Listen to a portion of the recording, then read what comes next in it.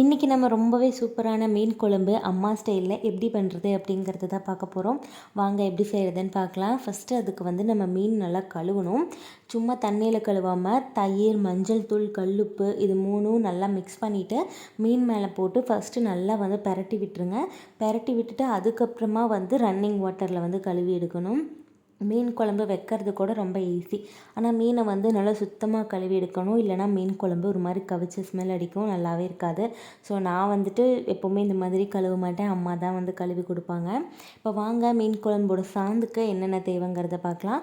ஒரு கடாயில் நல்லெண்ணெய் ஊற்றிட்டு அது கூடவே 10லேருந்து 20 எண்ணிக்கையில் முழு பூண்டு, முழு வெங்காயம், அதாவது சின்ன வெங்காயம் தான் டேஸ்ட்டாக இருக்கும். ஸோ அது போட்டு வதக்கிக்கோங்க. அது கூடவே 3 தக்காளி 2ஆக கட் பண்ணி ஆட் பண்ணிக்கோங்க. முழுசாக போட்டிங்கன்னா உள்ளே புழு இருந்தால் தெரியாது. ஸோ கட்டாயமாக கட் பண்ணி போட்டுக்கோங்க. அது கூடவே உப்பு போட்டு நல்லா தக்காளி மசிஞ்சதுக்கப்புறமா 5 ஸ்பூன் போல் சாம்பார் பவுடர் ஆட் பண்ணி நல்லா மிக்ஸ் பண்ணி விட்டுருங்க. இப்போ தான் மெயின் இன்க்ரீடியன்ட் ஒரு கைப்பிடி தேங்காய்.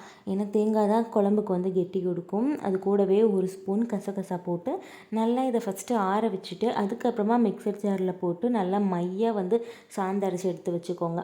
இப்போ நம்ம குழம்ப தாளித்து விட்டுறலாம். ஒரு கடாயை வச்சு நல்லா தாராளமாக நல்லெண்ணெய் ஊற்றிட்டு கடுகு போட்டு அது கூடவே 1 ஸ்பூன் போல் வெந்தயம் இது நல்லா பொரிஞ்சதுக்கப்புறமா 1 கைப்பிடி கருவேப்பிலை, அது கூட 1 கைப்பிடி பூண்டு சின்ன சின்னதாக கட் பண்ணது, சின்ன வெங்காயம் சின்ன சின்னதாக கட் பண்ணது, ஒரு 2 பிஞ்ச் போல் பெருங்காயம் ஆட் பண்ணி நல்லா வதக்கி விட்டுருக்கோங்க. அது கூடவே நம்ம அரைச்சி வச்சுருக்க சாந்தும் மிக்ஸ் பண்ணிவிட்டு கொஞ்சமாக மஞ்சள் தூள், தேவையான அளவுக்கு உப்பு இது போட்டு நல்லா கிளறி விட்டுருங்க. அந்த அரைச்ச சாந்து இருக்கும் இல்லையா மிக்சர் ஜார், ஸோ அதுலேயே நல்லா தண்ணி ஊற்றி தாராளமாக தண்ணி ஆட் பண்ணிக்கோங்க. ரொம்ப கெட்டியாக இருந்துச்சுன்னா குழம்பு சாப்பிட நல்லா இருக்காது. நல்லா தண்ணி மாதிரி இருந்தால் தான் சூப்பராக இருக்கும். ஸோ ஒரு 10 நிமிஷம் கொதிச்சதுக்கப்புறமா நம்ம கரைச்சி வச்சுருக்க புளியும் இது கூட ஆட் பண்ணிக்கலாம். இதுக்கப்புறம் 10லேருந்து 15 நிமிஷம் நல்லா கொதிக்கணும். நம்ம அரைச்சி வச்சுருக்க சாந்தோட பச்சை வாசம் எல்லாமே கம்ப்ளீட்டாக போகணும்.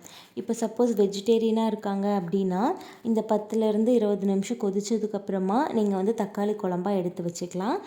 மீன் போடுறதுக்கு முன்னாடி எடுத்து வச்சிட்டிங்கன்னா கொஞ்சம் யூஸ்ஃபுல்லாக இருக்கும் வெஜ்ஜாக இருக்கிறவங்களுக்கு.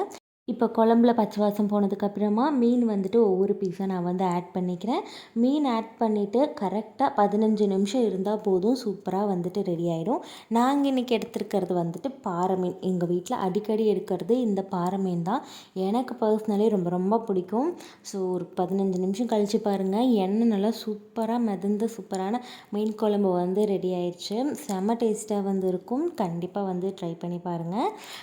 நான் இன்றைக்கி ரைஸ்க்கு எடுத்துருக்கேன்.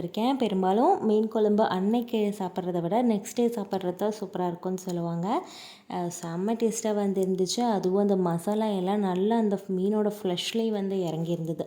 ஸோ இதே மாதிரி நீங்களும் ட்ரை பண்ணி பாருங்கள்.